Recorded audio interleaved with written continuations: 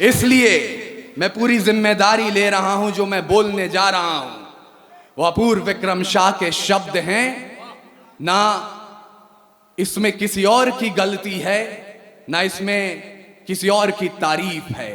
जो मैं बोल रहा हूं उसकी जिम्मेदारी खुद ले रहा हूं और तब आपसे कह रहा हूं कि कल तलक हम झेल रहे थे अंग्रेजों की लाठियां, या बेबस बेसहारों पर रंगरेजों की लाठियां, पर बिहार की सड़कों पर जो देखा वो कुर्सी की गद्दारी थी, छात्रों पर जो बरस रही थी वो लाठियां सरकारी थी।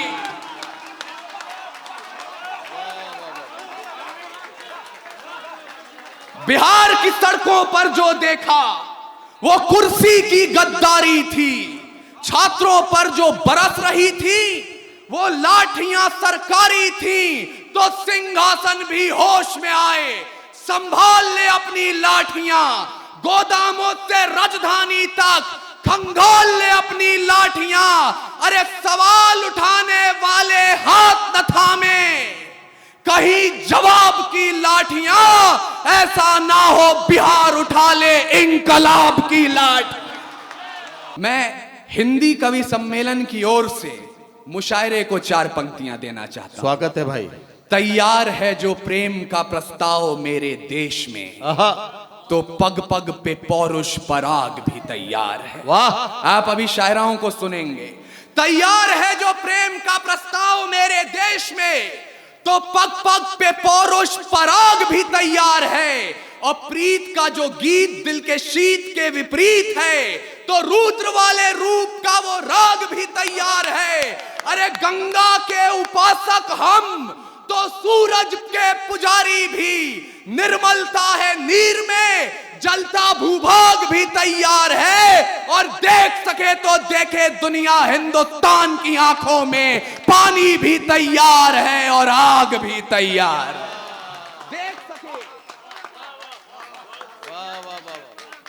देख सके तो देखे दुनिया हिंदुस्तान की आंखों में, पानी भी तैयार है और आग भी तैयार है। अब आप सोच रहे होंगे हम यहां आए थे कविता और गजल सुनने, हंसने खेलने, अपने बीते हुए दिनों को याद करने, यहां आग की बात क्यों हो रही है? तो मुझे माफ कीजिएगा, लेकिन जवानों, ये कमसिन सी कलियां, ये महकती हवाएं, ये पायल की छमछम जो पास बुलाएं, ये रुखसार की लाली, ये जुल्फों के साए, ये कमर की लचकन, ये गुंजित सदाएं, ये मोहब्बत की बातें, ये महबूब की यादें, ये बुझते चरागों को बेशक हवा दें। इन्हीं की बदौलत है महफिल में रौनक, इन्हीं से वफा की अशरफी दमकती, इन्हीं से हिज्र की रातें हैं कटती, इन्हीं से जवानों की आंखें चमकती। पर हमें आग पीने दो जिंदा जवानों, कि जुगनुओं पे हमको भरोसा नहीं है।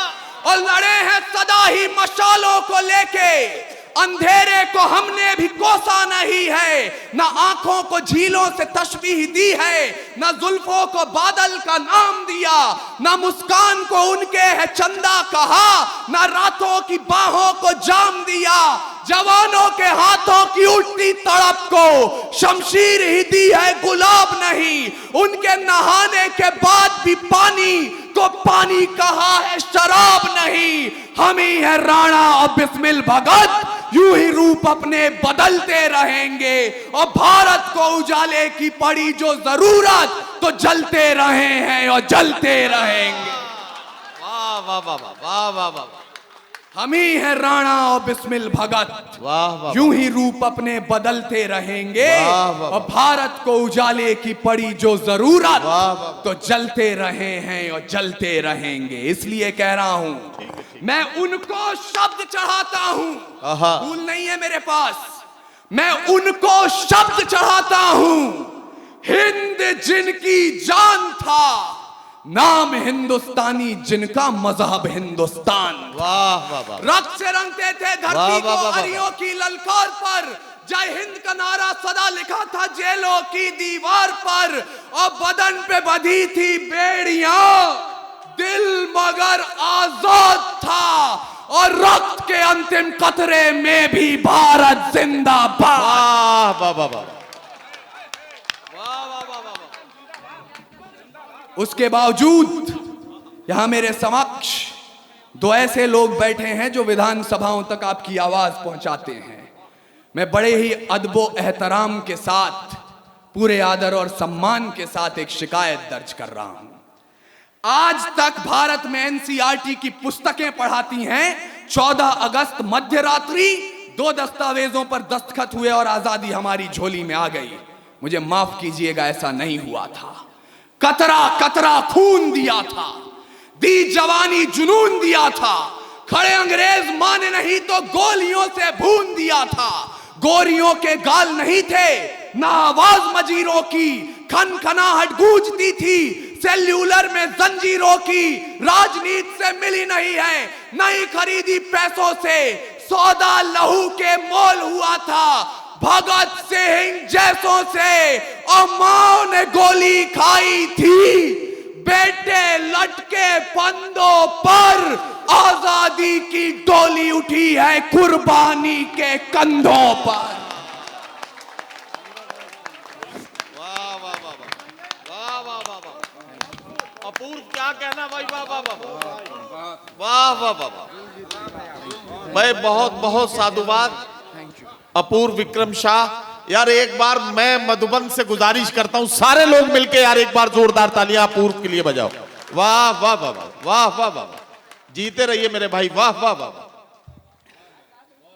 आजादी की डोली उठी है बढ़ा दिया, वाह। कुर्बानी के कंधों पर।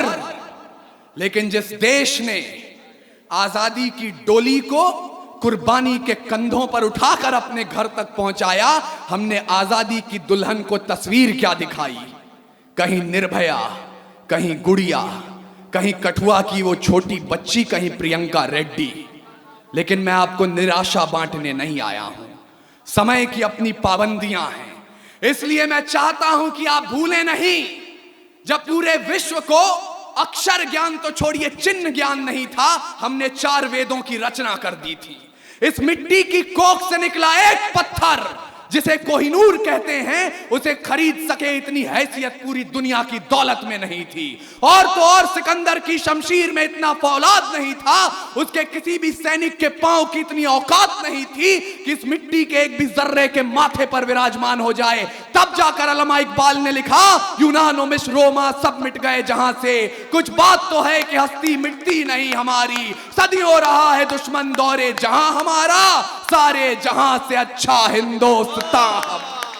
हिंदुस्तान के आजादी की तारीख तक आपको इसलिए पहुंचाना चाहता हूं क्योंकि आज एक नया फैशन चला है, एक नई रीत चली है।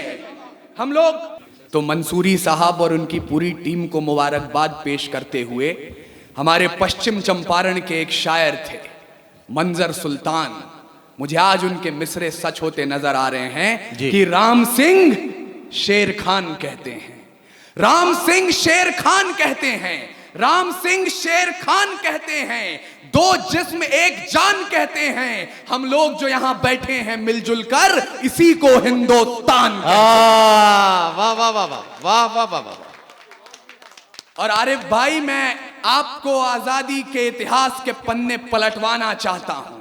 एक पन्ना आता है जब 88 साल के बहादुर शाह जफर रंगून में नजर बंद थे। अंग्रेजों के एक चापलूस ने जफर के नाम 2 पंक्तियां लिखी और जफर को सुनाई। बोले, दम दमे में दम नहीं है, खैर मांगो जान की, ऐ जफर झुकने लगी शमशीर हिंदुस्तान की। उस बूढ़े शेर ने एक कील उठाई और जेल की दीवारों पर उन 2 लाइनों के साथ 2 लाइनें और शुमार की। बहादुर शाह जफर ने कहा, आप कहते हैं दम दमे में दम नहीं है, खैर मांगो जान की, ऐ जफर झुकने लगी शमशीर हिंदुस्तान की। तो जवाब भी सुन लें, गाजियों में बू रहेगी जब तलक ईमान की, तख्ते लंदन तक चलेगी तेग हिंदुस्तान। और अगर ईमान मजमा मेरे सामने बैठा है, आपको आपकी कुर्सियों से 2-2 इंच उछाल नहीं दिया तो मेरा नाम अपूर्व विक्रम शाह नहीं। जब जलियांवाला बाग में जनरल डायर ने गोली चलाने का आदेश दे दिया, उनसे पूछा गया क्यों चलवाई थी गोली? बोले, पठान भाग रहे थे इसलिए गोली चलानी पड़ गई। तब अब्दुल गफ्फार खान, एक पठान के बेटे ने खड़े होकर कहा था, अगर गोरी सरकार एक भी पठान की पीठ पे गोली दिखा दे तो मुसलमान उसी समय आजादी के संग्राम से पीछे हट जाएंगे। पूरे 5 दिनों तक पोस्टमार्टम चला, 76 पठानों की लाश मिली और 76 के 76 ने गोली अपने सीने पे खाई। लेकिन आपकी मोहब्बत पे कुर्बान जाऊं, यकीन मानिएगा बेवकूफ हैं वो लोग। इस मंच से बार बार कहा जाता रहा है पिछले 5 सालों से, तो मैं सुनता हूं और मैं उस जुमले को दोहरा रहा हूं। बेवकूफ हैं वो लोग जो इन चेहरों में पाकिस्तान देखते हैं, क्योंकि कुरान में लिखा है अगर पानी की कमी हो और नमाज अदा करनी हो, आप उससे पहले वतन की मिट्टी से वजू कर लें, तब भी नमाज कबूल होती है।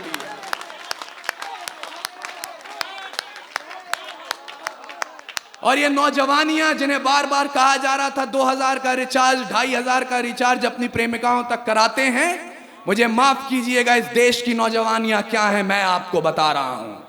खुदी राम ने खुददारी से हंसकर जिसका दान दिया, भगत सिंह ने चूमा फंदा और जिसे कुर्बान किया, आगोश में जिसके सुभाष से निकले लश्कर हिंद बनाया था, फतेह सिंह और जोरावर ने दहलीज में जिसे ठुकराया था, संघर्षों में बुनियाद बनी जो आजादी के बोल की, सुलग रही थी गर्म नाल में शेखर के पिस्तौल की, और खिल रही थी रोम रोम में अशफाकुल्ला खान के, वही जवानी दौड़ रही है खून में हिंदुस्तान के।